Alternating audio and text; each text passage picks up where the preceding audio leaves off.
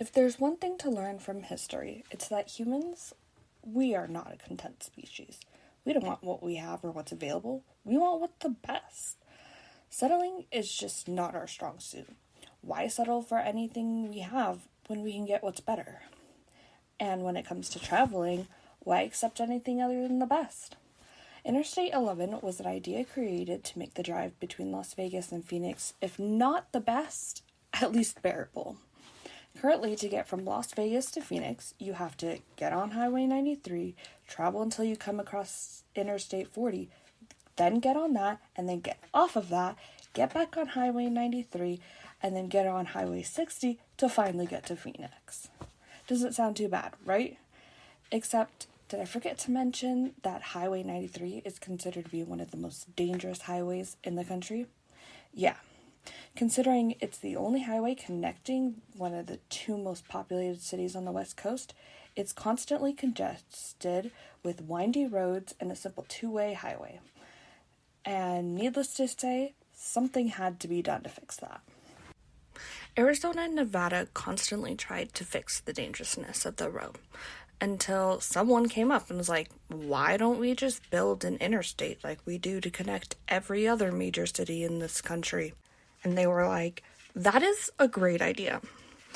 So in Obama's 2012 Moving Ahead for Progress in the 21st Century Act came about, a categorical grant was given to Arizona and Nevada for their proposed route between Casa Grande, Arizona and Las Vegas, Nevada. Because interstates run through different states, the federal government has some say in how it should be run and built through exercising its implied power. But the state's Department of Transportation has a certain committee to run environmental studies, propose potential corridors for where interstates should go. Despite Interstate 11 having been talked about since 2012, it was only in July of 2022 that Nevada's Department of Transportation released their preferred corridor route for Interstate 11. Luckily, Arizona is a tad farther with the project than Nevada is. In 2021, Arizona's Department of Transportation released their final environmental study for their proposed Interstate 11 route. This environmental impact study shared the benefits this interstate will have. It showed how the population and employment rate would grow in the smaller towns along the interstate, like Wickenburg and the city of Kingman. It also talked about how much safer the interstate would be compared to the old Highway 93 route. This interstate would be a continuous route linking Phoenix and Arizona together while being able to handle the traffic along the route.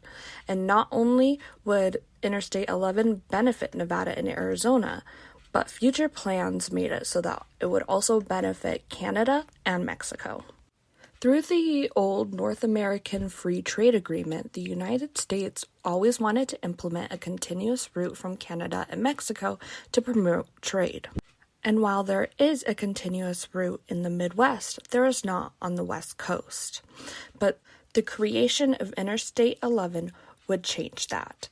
Through Interstate 11, it would create a direct link to Interstate 15 and thus creating a continuous Canamex corridor from Mexico to Arizona, Nevada, Utah, Idaho, Montana, then Canada.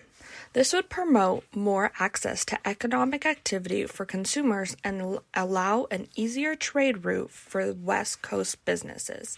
But it doesn't stop there either.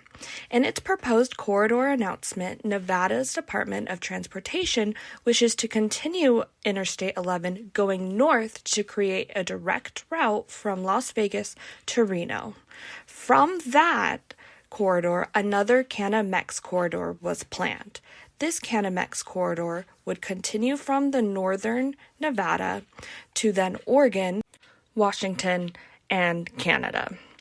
Like I said, humans do not settle very easily. One little section of interstate connecting two cities is now planning on connecting 3 different countries. We're not going to be content with just any road. We want the best road, and only the best we shall have.